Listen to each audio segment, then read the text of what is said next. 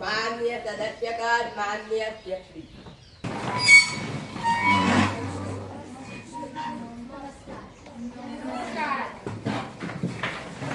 આજની કાર્યવાહી શરૂ કરવામાં આવે। સૌપ્રથમ નગરીયુક્ત સભ્યોની શપથ ગ્રહણની પ્રક્રિયા શરૂ કરવામાં આવે। માન્ય શપથ ગ્રહણ કરવા માટે અહીં આમંત્રિત કરીશ અંગ્રેજી કે સંસ્કૃત। હું શિવરંજની પરમાર જે વિધાનસભાના બેઠક માટે સભ્ય તરીકે ચૂંટાઈ છું તે ઈશ્વરના નામે હું શપથ લઉં છું કે હું કાયદા દ્વારા સ્થાપિત ભારતના સંવિધાન પ્રત્યે સાચી શ્રદ્ધા અને નિષ્ઠા રાખીશ। હું ભારતના સાર્વભૌમત્વ અને અખંડિતતા જાળવી રાખીશ અને જે પદ હું ધારણ કરવાની છું તેની ફરજો હું નિષ્ઠાપૂર્વક બજાવીશ। માનનીય અધ્યક્ષશ્રી, હું આપના માધ્યમથી શિક્ષણ મંત્રીને પ્રશ્ન પૂછવા માંગુ છું કે ગ્રામીણ વિસ્તારોમાં શાળાઓની હાલત કથળી રહી છે। ઓરડાઓની અછત અને શિક્ષકોને ઘટને કારણે વિદ્યાર્થીઓનું ભવિષ્ય જોખમમાં છે। સરકારશ્રી આ બાબતે શું પગલાં લઈ રહી છે? વિવરણ સદનના મેજ પર રાખે। તેમજ હું અધ્યક્ષશ્રી આપના માધ્યમથી શિક્ષણ મંત્રીને પૂછવા માંગુ છું કે આજના યુગમાં ટેકનોલોજી વગર વિકાસ અશક્ય છે। સરકારી શાળાઓમાં બાળકોના ટેકનોલોજીના વિકાસ માટે શું વ્યવસ્થા છે? માન્ય સદસ્ય શિક્ષણ મંત્રી માનવી મકવાણા। માનનીય અધ્યક્ષ મહોદય, વિરોધ પક્ષના સભ્યની ચિંતા વ્યાજબી છે, પરંતુ અમારી સરકારે છેલ્લા એક વર્ષમાં 2000 થી વધુ સ્માર્ટ ક્લાસરૂમ બનાવ્યા છે અને મિશન સ્કૂલ ઓફ એક્સલન્સ સમગ્ર શિક્ષા અંતર્ગત નવી ભરતી પ્રક્રિયા પણ હાથ ધરી છે। કોઈ પણ બાળક શિક્ષણથી વંચિત નહીં રહે તેની ખાતરી આપું છું। અધ્યક્ષ મહોદય, અમને જણાવતા ગર્વ થાય છે કે 5000 થી વધુ શાળાઓને જ્ઞાનકૃત પ્રોજેક્ટ હેઠળ સ્માર્ટ બોર્ડને સજ્જ કરવા સાથે નમો ટેબ્લેટ યોજના દ્વારા કોલેજના યુવાનોને આધુનિક શિક્ષણ સાથે જોડવામાં આવ્યા છે। દેશના વિકાસ માટે અમારો મંત્ર છે શિક્ષિત યુવા, વિકસિત ગુજરાત, વિકસિત ભારત। માનનીય અધ્યક્ષશ્રી, શિક્ષણની સાથે આરોગ્ય ક્ષેત્રે પણ સ્થિતિ ગંભીર થઈ રહી છે। તાલુકા સ્તરે હોસ્પિટલોમાં પૂરતી દવાઓ અને નિષ્ણાત ડોક્ટરો નથી। ગરીબ દર્દીઓને ખાનગી હોસ્પિટલમાં જવું પડે છે। માન્ય સદસ્ય આરોગ્ય મંત્રી આર્યા પરમાર। માનનીય અધ્યક્ષશ્રી, હું સદનને જણાવવા માંગુ છું કે રાજ્યમાં શાળા આરોગ્ય કાર્યક્રમ દ્વારા દરેક વિદ્યાર્થીનું નિઃશુલ્ક હેલ્થ ચેકઅપ કરવામાં આવે છે। તેમજ પીએમ જય યોજના હેઠળ ગંભીર બીમારીઓને મફત ઇલાજ થઈ રહ્યો છે, જેમાં ₹3472 કરોડની જોગવાઈ કરવામાં આવી છે। અમે છેવાડા ગામ સુધી ટેલિમેડિસિન સેવા પહોંચાડી રહ્યા છીએ। પાર્ટી વળગાડો।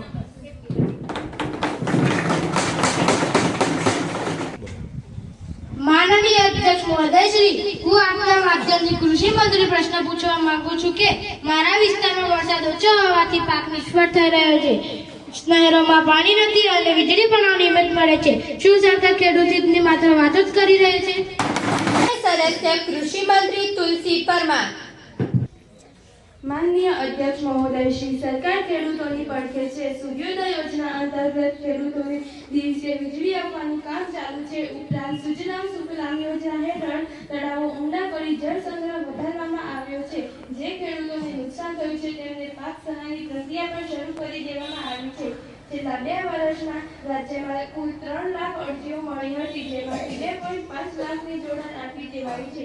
બાકીના જોડાણો આગામી 6 મહિનાના ડાર્ક ઝોન અને ભૌગોલિક સ્થિતિને ધ્યાને રાખી આપી દેવામાં આવશે। વીજ ચોરી રોકવા માટે વિજિલન્સ ટુકડીઓ દ્વારા સતત ચેકિંગ કરવામાં આવે છે। છેલ્લા 1 વર્ષમાં ઘણો દંડ વસૂલવામાં આવ્યો છે। મહોદય, આપણો દેશ ડિજિટલ ઇન્ડિયા અને આર્થિક વિકાસ તરફ ઝડપથી આગળ વધી રહ્યો છે। હું મુખ્યમંત્રીશ્રીને પ્રશ્ન પૂછવા માંગુ છું કે રાજ્યના યુવાનોને રોજગારી અને કૌશલ્ય વિકાસ માટે શું કોઈ નવી યોજનાઓ છે? તો કૃપા સદનને માહિતગાર કરે। માન્ય મુખ્યમંત્રી પ્રિયંશી ચૌહાણ। માનનીય અધ્યક્ષ મહોદયશ્રી, હું આપશ્રીના માધ્યમથી સદસ્યશ્રીને તેમજ સદનને જણાવવા માંગુ છું કે દેશના વિકાસમાં યુવાનોનો ફાળો સર્વશ્રેષ્ઠ છે। તેથી બજેટ 2026-27માં યુવાનોના કૌશલ્ય વિકાસ માટે અનેક નવી યોજનાઓ અને આર્થિક જોગવાઈઓ જાહેર કરવામાં આવી છે। હું યુવાનો માટેની મુખ્ય નવી પ્રવૃત્તિઓ સદનના મેજ પર રાખવા માંગુ છું. 1. નમો ગુજરાત કૌશલ્ય અને રોજગાર મિશન. યુવાનોને ઉદ્યોગલક્ષી તાલીમ આપી રોજગારીની તકો પૂરી પાડવા માટે આ મિશન હેઠળ ₹226 કરોડની ફાળવણી કરવામાં આવી છે. 2. AI અને મશીન લર્નિંગ તાલીમ. રાજ્યના AI એક્શન પ્લાન 2025-30 હેઠળ આગામી વર્ષોમાં 2.5 લાખ યુવાનો અને કર્મચારીઓને આર્ટિફિશિયલ ઇન્ટેલિજન્સ અને મશીન લર્નિંગમાં સ્કિલિંગ, રિસ્કિલિંગ અને અપસ્કિલિંગ કરવાની યોજના છે. 3. આઈટી પોલિસી હેઠળ અત્યાધુનિક ટેકનોલોજીના કોર્સ કરતા વિદ્યાર્થીઓને અભ્યાસક્રમના ફીના 50% અથવા 50,000 સુધીની ફીની સીધી સહાય આપવામાં આવે છે. આવી પ્રવૃત્તિઓ દ્વારા રાજ્યના હજારો યુવાનોને નિર્ભર બનાવવાનું અમારું લક્ષ્ય છે.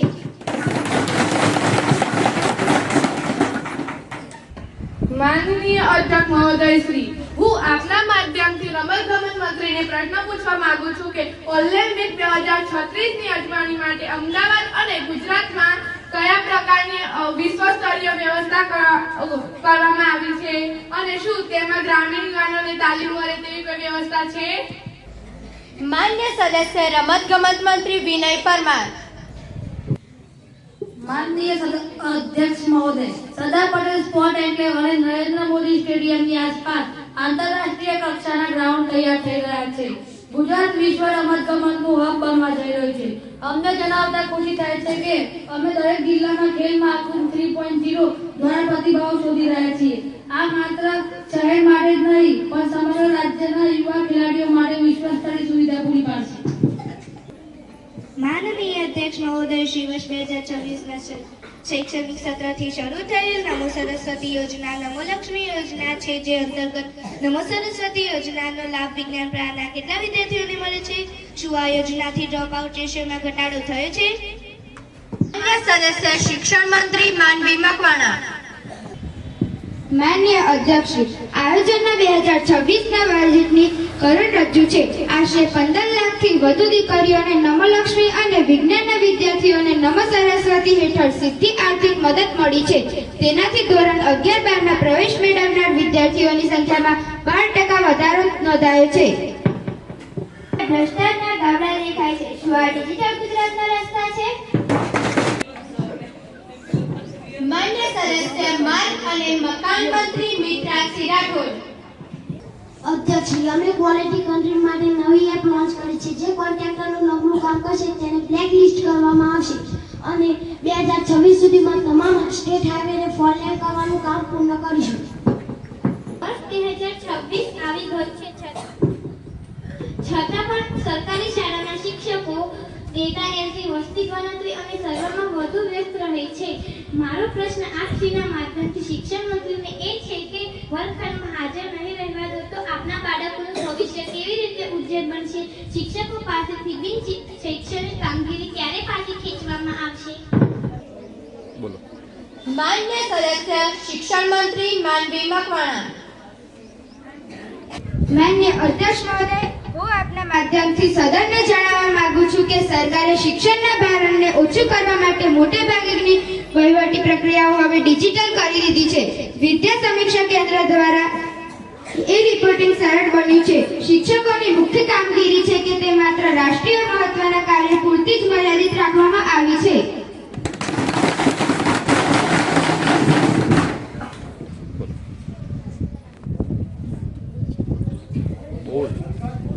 માન્ય અધ્યક્ષ મહોદય શ્રી, હું મંત્રીજીની વાતમાં વધારો કરવા માંગુ છું. આપના શિક્ષકો કોરોના પછી જે રીતે ટેકનોલોજી અપનાવી છે તે રીતે કાબિલદાર છે.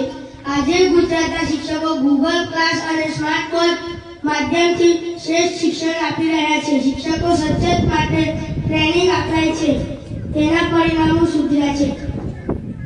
સૌ ઉર્જામાં ગુજરાત નંબર 1 હોવાનો દાવો થાય છે, તો પછી વીજળીના દરમાં ઘટાડો કેમ નથી થતો? સામાન્ય માણસને મોંઘી વીજળી કેમ વેચવામાં આવે છે? માન્ય સદસ્ય ઉર્જા મંત્રી મોમીન ફાતેમા. અધ્યક્ષ મહોદય શ્રી, સૂર્ય ગુજરાત યોજના હેઠળ લાખો ઘરોમાં સોલાર પેનલ લાગી છે, જેનાથી તે પરિવારનું બિલ શૂન્ય થઈ ગયું છે. અમે રિન્યુએબલ એનર્જીનો હિસ્સો વધારી રહ્યા છીએ, જેથી આવનારા સમયમાં વીજળીના દરો સ્થિર કરી શકાય. માનનીય અધ્યક્ષ મહોદય શ્રી, આપણે 2026માં પ્રવેશ્યા છીએ. ત્યારે રાજ્યના કેટલાક સરકારી વિભાગોમાં સંપૂર્ણપણે પેપરલેસ થયા છે અને સામાન્ય નાગરિકોને ડિજિટલ ગુજરાત પોર્ટલ પર કેટલીક નવી સેવાઓ 2026માં ઉમેરવામાં આવી છે. અધ્યક્ષ મહોદય શ્રી, ગુજરાત વિધાનસભા હંમેશા સંપૂર્ણ વિધાન સેવા હેઠળ કાર્યરત છે. વર્ષ 2026 સુધીમાં અમે 300 થી વધુ નાગરિક સેવાઓ ઓનલાઈન કરી દીધી છે. હવે કોઈ પણ યુવાન પોતાનું પ્રમાણપત્ર ઘરે બેઠા મોબાઈલ દ્વારા મેળવી શકે છે. હવે શૂન્યકાળ. માન્ય સદસ્ય પ્રિયમ પરમાર. બોલો. માનનીય અધ્યક્ષશ્રી, આ સરકાર લોકશાહીનું ગળું ઘોટી રહી છે. એફઆઈઆરના નામ રાજ્યના 77 લાખ ગરીબ અને મધ્યમ વર્ગના મતદારોના નામ યાદીમાંથી કાપી નાખ્યા છે. શું આ તમારી આગામી સ્થાનિક ચૂંટણી જીતવાની ચાલ છે?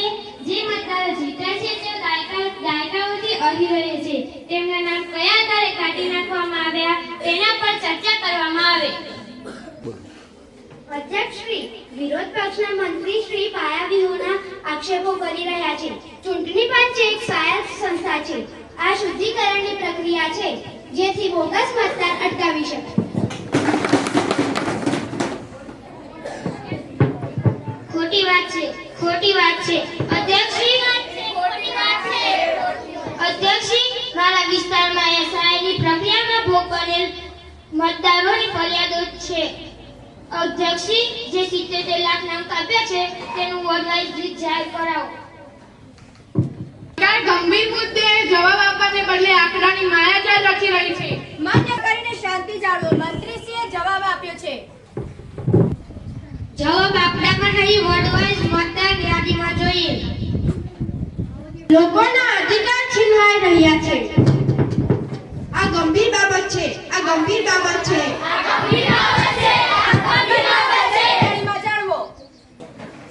માનનીય અધ્યક્ષશ્રી, જ્યારે જનતાના મતાધિકાર પર તરાપ મારવામાં આવતી હોય ત્યારે આ ગૃહમાં બેસવાનો કોઈ જ અર્થ નથી. સરકાર આ તાનાશાહી અને એસઆઈઆરમાં ચાલતી ગેરરીતિના વિરોધમાં અમે આજના દિવસ માટે સદનનો બહિષ્કાર કરીએ છીએ.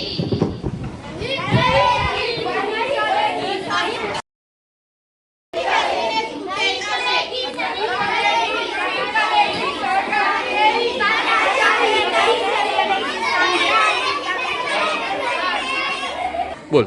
અહીં બેસીને જ ઉકેલ આવશે. ચાલુ કરો. બોલો બોલો. તેના વિશે તમે શું કહેશો? नहीं चलेगी, नहीं चलेगी सरकार तेरी तानाशाही, नहीं चलेगी, नहीं चलेगी, नहीं चलेगी तानाशाही, नहीं चलेगी, नहीं चलेगी सरकार तेरी तानाशाही, नहीं चलेगी. મંત્રીજી, જવાબ આપી દો. આપણે લોકોના હિત માટે જ કામ કરીએ છીએ. મંત્રીશ્રી, આપણે મતદાર શુદ્ધિકરણ માટે આ યાદી પ્રસિદ્ધ કરી દઈએ. શું મંત્રીજી આ બાબતે વિશેષ કહેવા માંગે છે? માનનીય અધ્યક્ષ મહોદય શ્રી, કૃપા કરી સમય નિર્ધારિત કરી જણાવો. હું વિવરણપૂર્વક જવાબ આપવા તૈયાર છું.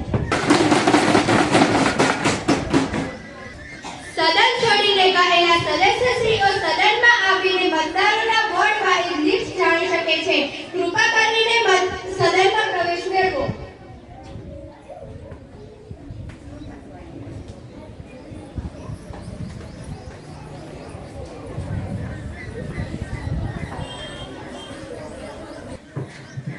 માનનીય અધ્યક્ષ શ્રી, હું મતદારોના વોર્ડ વાઇઝ લિસ્ટ સદનના મેજ પર રાખું છું.